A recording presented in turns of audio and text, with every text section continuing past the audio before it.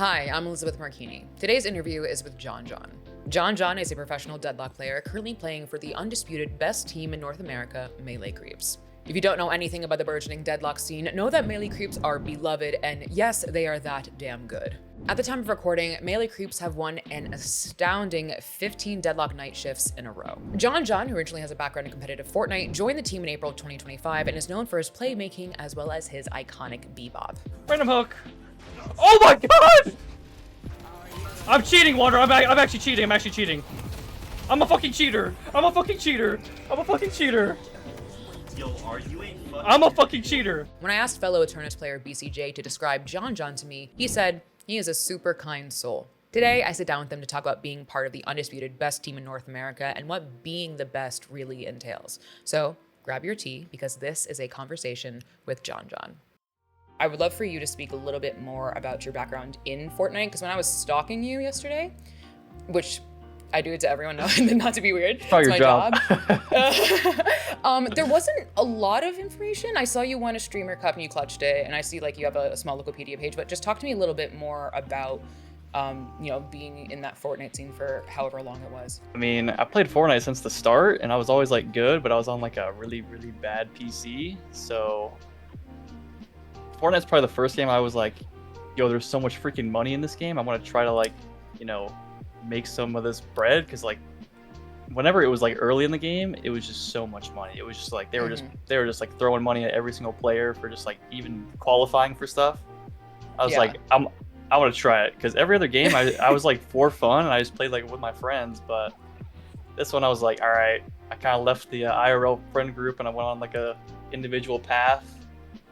And then I met a lot of my buddies that I still talk to today, but yeah, Fortnite didn't go that well because that game is hard. I'm gonna be honest. That game is so hard, and I was already old at the time. I think I started playing it when I was like 19. Before you continue, define old. When you say old, what do you mean? Well, I'm 27 right now. I'm 27 right now. Are you calling us old? Yeah, we're old. No, we're... I get called old all the time. It's so... Oh my god, it's the kids. They don't know what they're talking about. I know. But yes. I feel like I'm like the best I've ever been in terms of like, like my gaming skills and like all my reaction time and stuff. So it's like, like, I don't know when the actual cap is, surely it's probably in your 30s somewhere, but I don't think there's like a cap. You should probably take care of yourself and like, you'll be fine. It's like the same thing at the office. Like if you go to the gym, they're just like, just wait till you turn 30, man. Oh, that's gonna go fine. I'm like, what are you talking about? I was like, I feel great, but they're like, yo, you just wait. You just wait, man. It'll happen. I was like, I'm just waiting for it to happen. I don't know. I'm just waiting. Ticking time bomb. Yeah, it's just a wall that you hit as soon as like the number changes, it's just over for you. So I don't know. Well, then, talk about like entering Deadlock then, because like we're 27, right? Like we're not, according to the kids, like we're the oldest player I can think of in Valorant right now is 30 years old. And he's my friend. And everyone calls him Unk because he is 30. So you find Deadlock at age like 25, 26 then, right? So, and you pick it up and start playing it. Talk to me kind of about like the beginning of Deadlock, playing it, getting better at the game, reaching those high ranks and finding that community within Deadlock. So I really just like, I randomly got an invite from my buddy. And I was like, I'd never been invited to a game. I just like saw it on my email and I just clicked on it. I was like, okay, I'll try the game.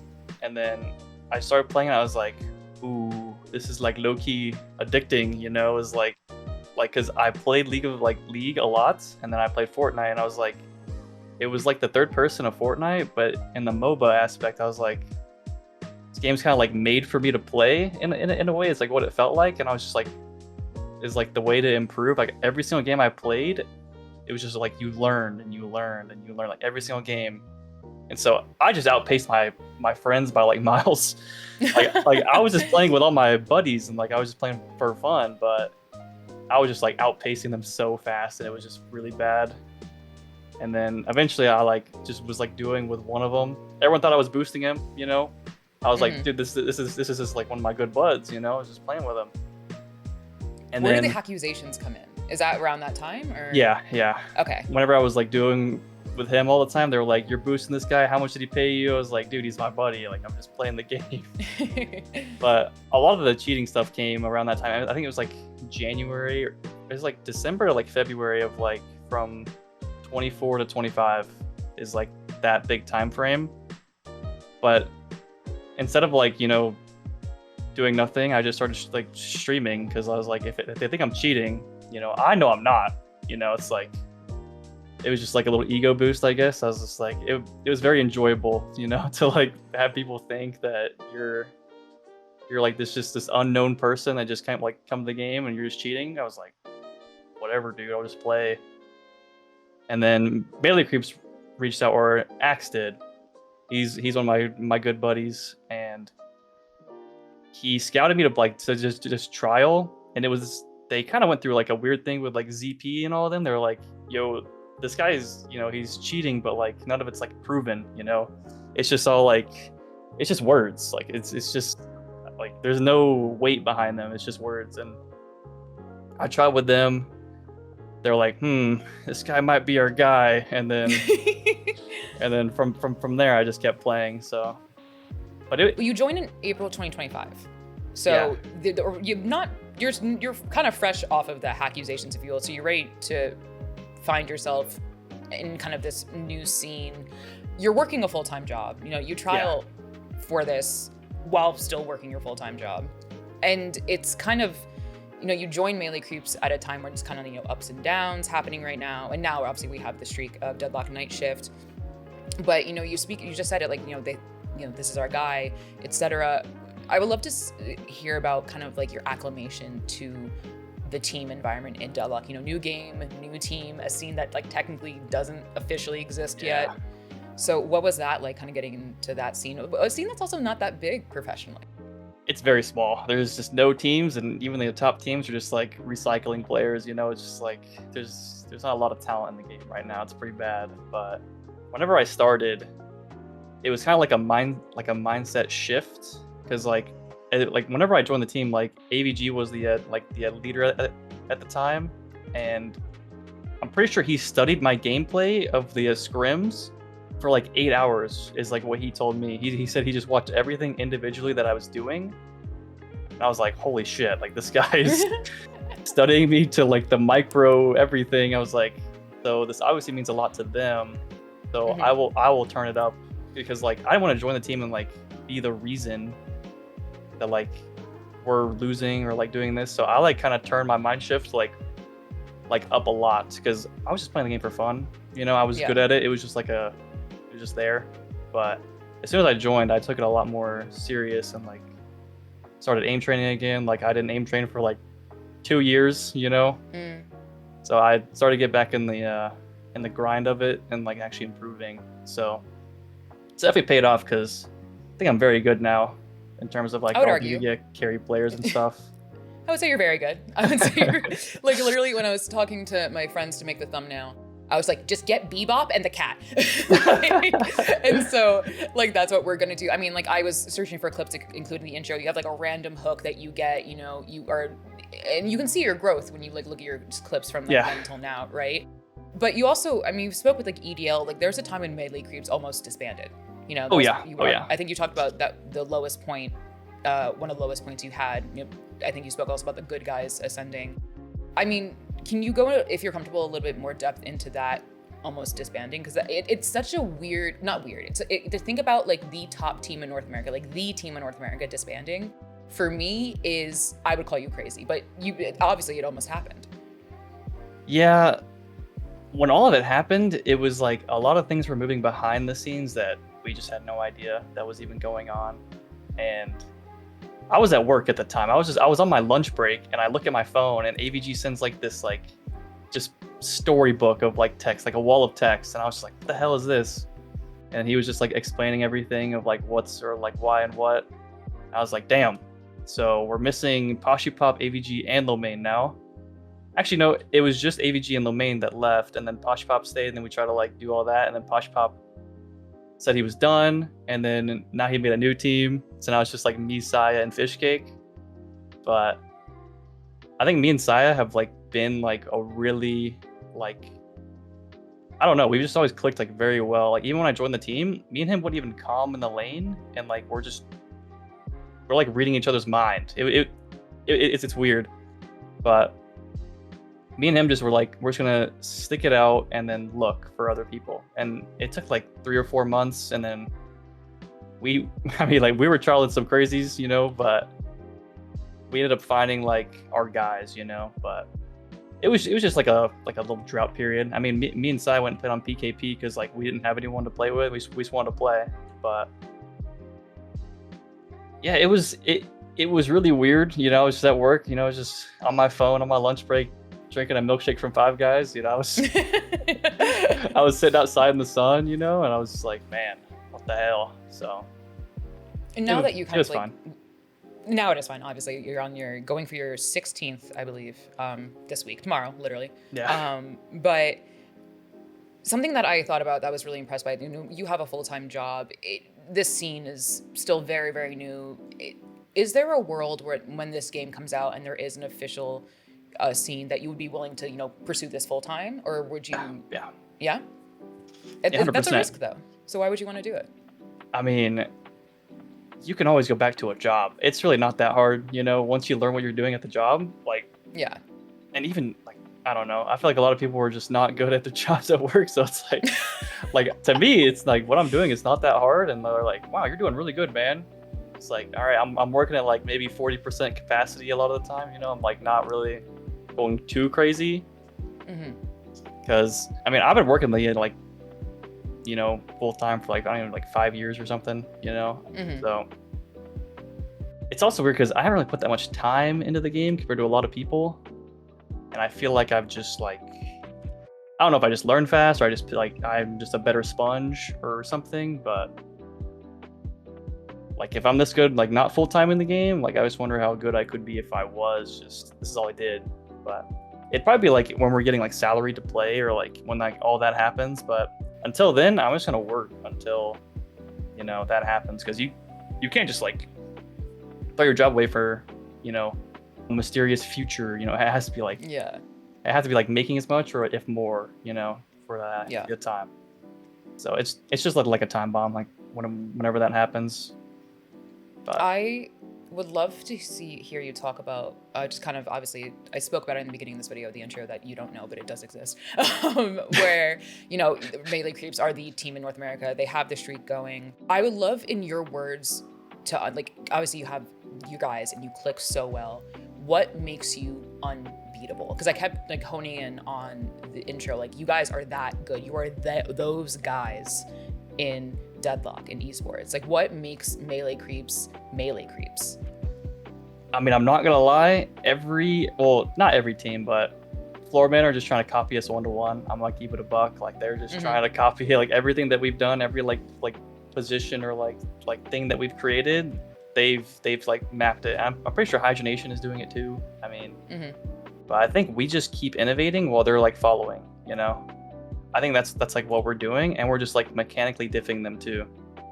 Like this is a macro game, but a lot of it is micro, and just like decision making, and we do so much like just thinking, like when we're not like we'll just hang out in Discord and just like talk for 4 hours about like what the hell we even want to do, or like try this, like we're always trying shit, Yeah. But I feel like they're just like copying. They're just trying to imitate what we are, and it's just hard to imitate when it's like they seem to make their own thing, Find what works for them, but I don't know. It's just weird. Like we just keep going, and then now that we're ahead, they're like trying to.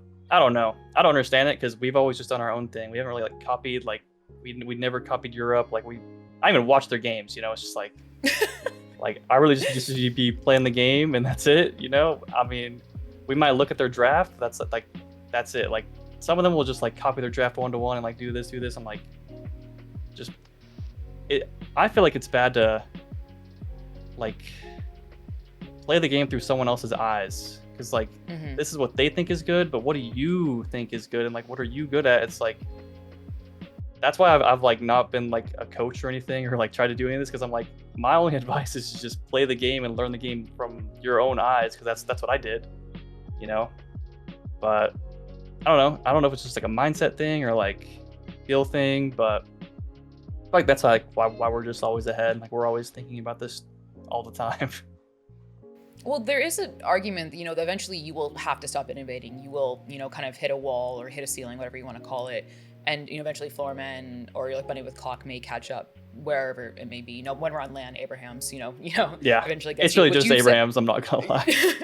Well, I mean, you've also said like nothing matters until you're on LAN, and there's probably going to be a very a good amount of time before that y'all meet on LAN.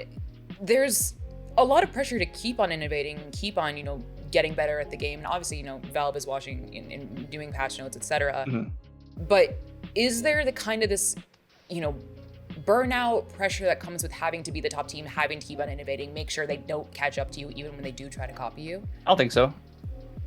Like, if you love playing the game, I mean, it's really just like you're just playing the game and learning, Like, I've never only time I've hated the game is when like they just give me like dummies in matchmaking. It's not like I just hate playing the game comp. Like, comp is like 10 times more fun and like controlled than like any matchmaking game will ever be.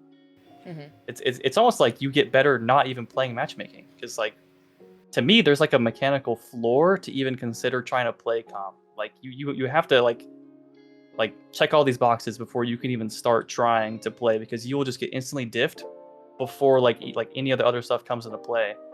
It's like there's actually a lot that you have to accomplish before you're even ready to like even try. Yeah. I think that's why comp is like kind of hard, because there's just a lot. There's just so much you have to do in this game. I'm not gonna lie. This is probably the most information dumb game besides like Dota 2. But I haven't played Dota at all. I've just heard that it's harder, But that game's been up for like 15 years, 14 years, something like that. In our youth, yes. Yeah. like obviously the game's been up 14 years and has had all this. It's gonna be a lot harder because like everything's been fleshed out and developed over that time. But for what's in this game, it's a third-person shooter MOBA. It's like it's a lot of mechanical stuff you have to do and a lot of thinking you have to do. To me, it's a lot, But yeah. Once you do it, it becomes your normal, so it's not that bad at the end of the day. I would love to hear, in your opinion, saying, Floormen are just copying you because you're the innovators, you're doing well. If Floormen were to not do that, just kind of play the way they would play the game themselves without copying you, in your words, what would they have to do to beat you guys? Could they beat you guys? I don't think they could personally, but I don't know. I feel like they just because I think we struggle more against BWC versus Floormen, because BWC, they have their own style of playing the game, and so it's a very unique style. But it is not like any other team. I'm like fairly certain of that. And like we actually struggle against like the random crap that they will do, or like what they will look for. Like they just go past waves and just like hunt you down. It's like 4 people, and you're like, why are you even here? There's waves in your tower. Like you're like, why are you here? But it works because it's like unexpected stuff. But yeah, I don't know. So why don't they beat you? Who BWC? Yeah. Well, we haven't played them in the past 3 night shifts, but like how it's almost like a freaking Pokemon chart right now, where it's like Floorman is BWC's like Bane, and then like BWC is our Bane, but we never have to play them. So it's because like we try to go for like a very like controlled style of game, and then BWC just like throws a wrench in the freaking system, man. Like they just do some random crap, and you're just like, I don't even know what are we even doing, and we're just like reacting to like their randomness, so it actually works. But eventually we'll just have like a little game plan, that'll be fine. But it is just random crap that you have to just like expect when you're facing them. But Floorman's way more. They're like us, where they want things to go a certain way, and when it's not, it's kind of like they just kind of melt behind slowly. They just start bleeding. But I don't really know what Floorman has to do. I mean, they're currently like they got chickpea or sick pea as they've been calling them. I don't know, but I think they're just like they're in like another developmental phase currently. Okay. So that's also one of the things. They're like, oh, if we just don't drop people, we'll just improve over time, which is like a pretty simple thing to do. Maybe like give some people a chance. But no, they just want to like kill Lord and M for some reason, like randomly. I don't know why all that happened, but I'm sure there's a bunch of things that can be communicated and talked about to fix a lot of problems. But they're still like just dropping people from the team and bringing in new stuff, and it's just like they're in a weird cycle because they've been doing that for a little. Something else I want to ask you is, Deadlock, since the major update most recently, the player count has skyrocketed. Not even like, I'm thinking about like not the one, like, cause I was like so surprised because, Victor and Paige didn't bring anyone in, but this is the update that did it. And, it's hitting record player counts. And then people kind of look for the competitive scene, and they're going to look at you guys. You are a very strong representative of that competitive scene, at this point in time, with all of these players coming in for maybe the first time. And I'm speaking with you and watching you stream, you seem like a very kind of nonchalant, dare I say, chill guy. And it doesn't seem like that phases you at all, that all these people are looking to you and at you as this incredible, iconic Bebop, right? Like, just incredible player. But it just seems like this is just kind of, it's not that big of a deal to you. Am I reading that right? Yeah, because in my eyes, I'm really just a normal guy. I just kind of go to work and I come home. It's really weird, because at the end of the day, we're all like the same person, really, Like, you don't have to put me on a pedestal. Like, I just play the game, bro. That's all it is. Like, it's not like a spectacular thing, and you just play the game, and if you're good, you're good. It's, I don't think it's crazy special, but I do know I'm like good at the game and stuff. It's not like I don't just like gloat about it like all the time. I don't just like say, oh, I'm him, I'm the best. Oh, I'm a faker, like Idorian. I don't get it. I mean, where do you see yourself in that kind of ranking? Because I know, for context, I, asked you jokingly in BCJ's chat, just, what rank, how good is Brendan? You're like, he's better than a lot of the top 50s. And I didn't want to ask you then, but I would like to ask you now, how do you see yourself? And I always ask Valorant player this, like, where do you see yourself in the zeitgeist, in the list of all this? Because it, you have the rankings, literally, every game has like that leaderboard, but where do you see yourself amongst the kind of best players in North America? I mean, in terms of just like positional roles that we've like set out, like I think I'm the best carry player in the game. Mm-hmm. Well, not in the game, I don't watch Europe, so I don't know how good they are. But for North America, I'm pretty sure I'm the best in terms of like how I position and just how I'm playing the game. I think it's just better than all the other ones. But then again, there's not a bunch of carry players, just like 4, It's like, it also helps to be on the team with the GOATs, I think Sai's the best in the game personally, but that's a whole different conversation, It's funny because like when you look at, especially for new people coming into Deadlock, they don't know how long this game has been played by people like you, people like Ado, like coming in and just kind of creating this kind of mountain of skill and mountain of plays, etc. I'm a humble virtualist girl. Like I'm not the best at the game, but like watching a Night Shift and watching you play, like the urn denial, like things like that, where you like, I remember in an interview after the urn denial, you said like I wasn't even trying, like I was just like focused on doing damage. Yes. What is the JonJon that is able to focus on this full time, is a salary player? How much better does he get than the current JonJon right now? Because if you're this good now, I would argue that you would be incredible if you had more time and all like your efforts and energy would be put into the game. I think my prime of my peak performance was during the Abrahams and Melee Creeps games on the Sunday finals. I think that day I was just like, it was like I was doing shit I didn't even know I could do. Is like what it was just like, I was like, I'm moving, like, mm-hmm. And I feel like that's just like when you have to like bring the level of competition up, like you just have to, you either perform or you don't, Yeah. I've been LARPing like the clutch gene a lot in the chats, and like I'm like I feel like it's a real thing personally, because like you either crumble or you go beyond. So mm-hmm. I think that was like my prime of like performance, but I just try to be as consistent as possible, because like if I'm not consistent, like I'm like a detriment to the team. Like if they're putting all this trust and like money into me for like the souls, like it's really bad if I'm just like feeding my ass off all the time. Like they probably pull me aside like, yo, what the hell are you doing? like this is not what we're used to. Do you think you're the same player without Saya? Out of curiosity. Yeah. But Saya is like, he's the freaking tactician of this game. I don't even know. He's like, his brain is a very interesting thing. Like, probably one of a kind. Like the way he thinks about the game, he just understands everything. Like he will have like the best reads of like all time. He like as soon as he reads patch notes, he's like, oh, this is the meta now. Boom.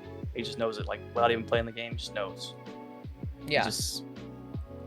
But I mean, I think we just complement each other very well because we just like if everyone knows like what to do and like how to do it, it's like it's pretty free. I mean, you just kind of play the game and how it's meant to be played, you know, in our eyes, I guess.